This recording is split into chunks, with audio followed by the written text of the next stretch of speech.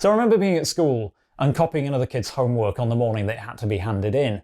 Let's face it, we've all done it at least once.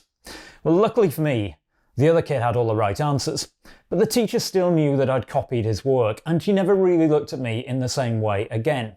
Now, what's all this got to do with watches, you might ask? Well, in the last couple of weeks, Omega released a bunch of new models for 2022, and a lot of people in the watch community think that they might be copying somebody else's work.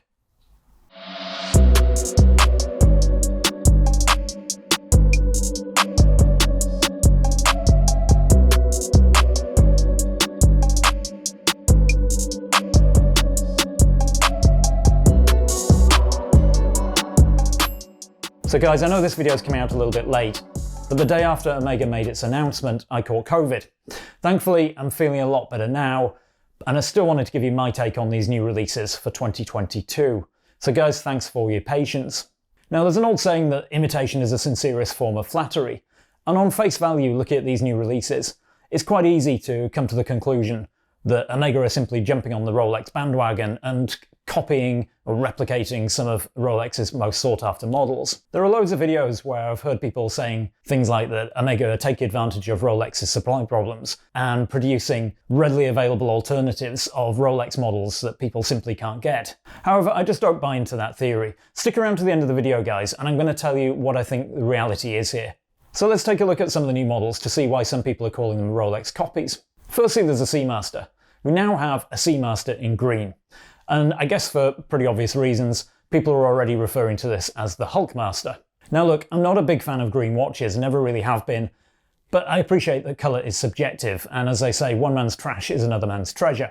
And with the Seamaster being positioned to compete directly with the Rolex Submariner, you can see why people are making these comparisons. So the current Seamaster Professional has been with us since 2019, but in the last couple of years, Omega has released some really nice derivatives of that model. So in 2020, we had the Necked-On version, which had that kind of Yachtmaster style embossed bezel.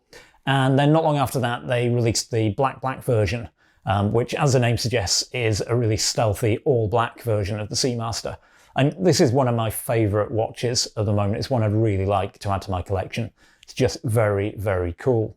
So for me, after these really nice derivatives of the Seamaster in the last couple of years, simply launching one now with a green dial, green bezel, doesn't really do it for me, I have to say. So next up is the Aqua Terra, and this is now available in a 34mm and a 38mm, and each size is available with 5 different dial colours.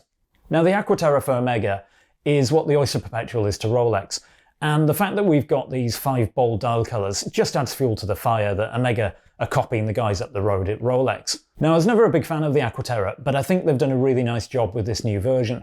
So they've actually cleaned up the dial, they've removed the horizontal lines, the stripes from the dial, and I think it gives it a much cleaner look, a much sharper look too.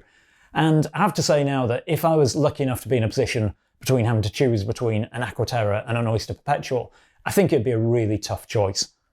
So next up, the Speedmaster 57 series is back, and available in a range of new dial colours including blue, green and red, as well as a heritage colourway. Now call me a traditionalist, but I actually think the heritage version with the faux patine indices is the pick of the bunch. For me, I just don't think that the red, blue and green dial colours really work on this model line. So we've also now got a new Speedmaster Moonwatch, or rather a series of Speedmaster Moonwatches, plural, available in different colourways, including a green and gold. The standout one for me is the gold dial on the black rubber strap, but this one immediately draws comparisons with the Paul Newman Daytona. This is a really attractive watch, but it's got a list price at over £23,000. That's a lot of money for a Speedy with a 3861 movement. And remember, only the case on this one is made from Omega's Moonshine Gold. You don't get a bracelet with this version, it comes on the black rubber strap. Although it is a pretty cool strap, and on the underside they've embossed craters resembling the moon's surface, which I think is a really, really nice detail. And if you want one with a Moonshine Gold bracelet, well that one is going to set you back over £32,000. So it's not just the looks that are similar to the Daytona. The retail price is right up there with the Rolex Daytona too. Not that you'd ever be able to buy a Rolex Daytona at retail price, of course. And it's this pricing strategy that's also making people think that Omega are targeting the Rolex customer by simply saying, if you want a Daytona, you can't get one, but you can go and buy a Speedmaster instead. But here's the thing, I think if you want a Daytona, then buying a Speedy just isn't going to scratch that itch. So to answer the question, is Omega copying Rolex? Well, in my opinion, no. Or at least not in the way that some people seem to think. I actually think it's more a case of unintended consequences. Let me explain what I mean by that. Think about it. The product development lifecycle for big brands like Omega tends to take around 2 years from initial design and conception through to the product launch. And where were we 2 years ago? Well, the world had just gone into lockdown. COVID came, and suddenly everything changed, literally overnight. Economists were predicting that the world was going to spiral into a deep depression. Big brands were revising their sales forecasts down. Production lines were completely scaled back, or in some cases even stopped. And many projects were put on hold. Of course, we're out of the lockdowns now, and the world is turning again, but the impact on big business is still being felt. In my opinion at least, I think these new models are an attempt by Omega just to refresh some product lines to give the market and the media something to talk about, while some of the more innovative and radical new product lines are progressing through the product development lifecycle.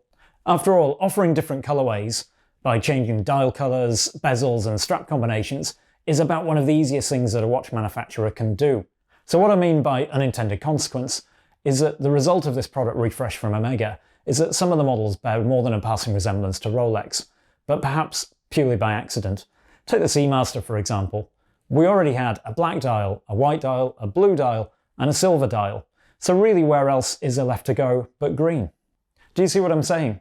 The good news is if my theory is right, then I think 2023 could be a big year for new watch releases, and I think we're going to have a lot to look forward to.